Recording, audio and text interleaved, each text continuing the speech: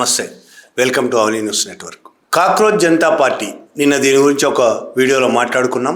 Cockroach Janata party పుట్టి ఒక 3-4 రోజులే అయింది.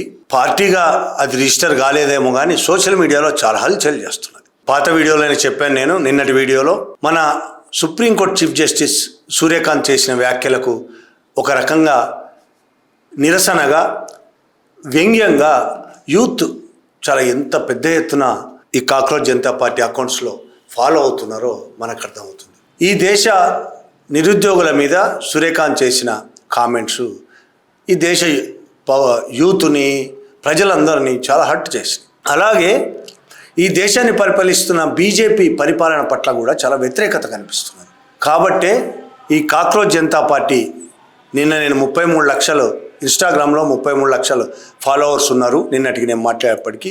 ఇవాళ అది 1,37,00,000. ఇప్పుడు నేను అది చూసి ఇప్పుడు మాట్లాడే టైం కల్లా ఇంకా పెరగొచ్చు కూడా. 1,37,00,000 ఫాలోవర్స్ బీజేపీ ఇన్స్టాగ్రామ్ పేజీ కంటే కూడా చాలా ఎక్కువ. Cockroach Janata party BJP Bharatiya Janata పార్టీకి పోలిక చూస్తే ఇన్స్టాగ్రామ్ అకౌంట్లో చాలా ఎక్కువ తేడా. ఒక 3 రోజులు, అది కొన్ని సంవత్సరాలుగా ఉన్నది బీజేపీ దాని అకౌంటు. ఇది 3 రోజుల్లో 1,37,00,000 ఫాలోవర్స్ అయ్యి ఇంకా పెరుగుతారు. ట్విట్టర్లో నిన్న 78-79 వేల ఫాలోవర్స్ ఉండే.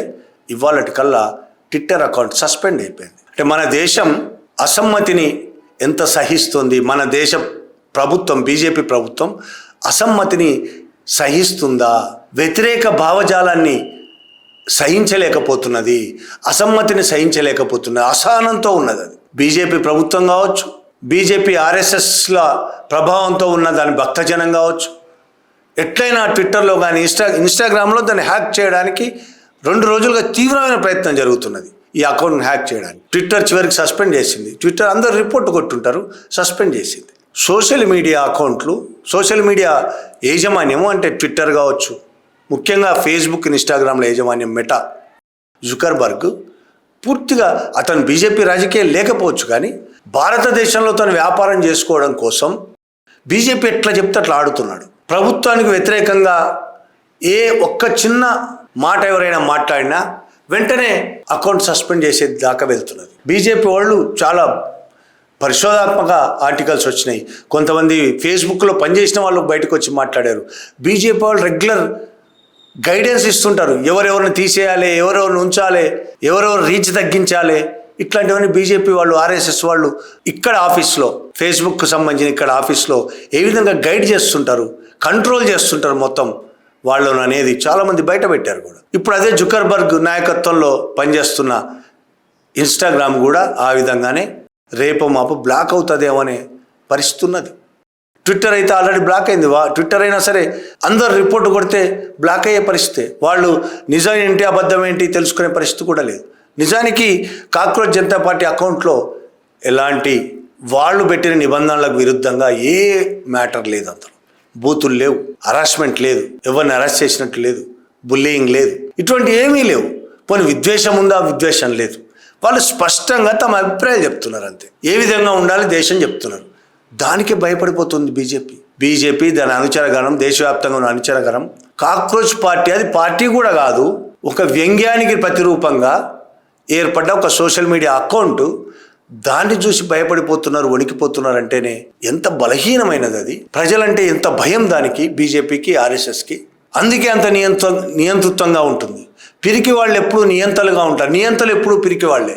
నియంతలందరూ దాదాపు పిరికి వాళ్ళే. వాళ్ళ పిరికితనానికి అప్పపెట్టుకోవడం కోసం దుర్మార్గమైన పనులకు పాల్పడుతుంటారు. మోడీ నాయకత్వంలోని బీజేపీ ఆర్ఎస్ఎస్ అదే పని చేస్తుంది. చిన్న రోడ్డు మీదకి ఎక్కి కూడా పోరాటం చేసే పరిస్థితి కాదు వాళ్ళది. సోషల్ మీడియా అకౌంట్లలో ఫాలో అవ్వడం తప్ప వాళ్ళు ఏం చేయట్లేదు, వాళ్ళ అభిప్రాయాలు చెప్తున్నారు అంతే. దానికే భయపడిపోయి వాళ్ళ అకౌంట్లను సస్పెండ్ చేస్తున్నారు, వాళ్ళ మీద వ్యక్తిత్వ హననానికి పాల్పడుతున్నారు, దాడులు చేస్తున్నారు.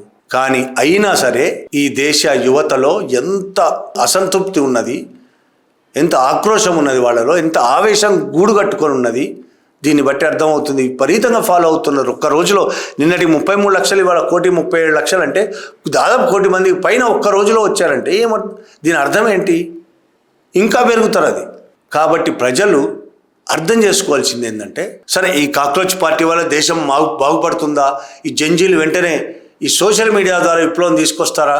ఖచ్చితంగా జరగకపోవచ్చు. కానీ దీనివల్ల అర్థమవుతున్నది ప్రజల అసంతృప్తి, ప్రజల యూత్ ఆక్రోశం, ఆగ్రహం అర్థమవుతున్నది. ఇది సరైన పద్ధతిలో ముందుకు వెళ్ళగలిగితే దేశం బాగయ్యే అవకాశం ఉంటుంది. Thank you very much.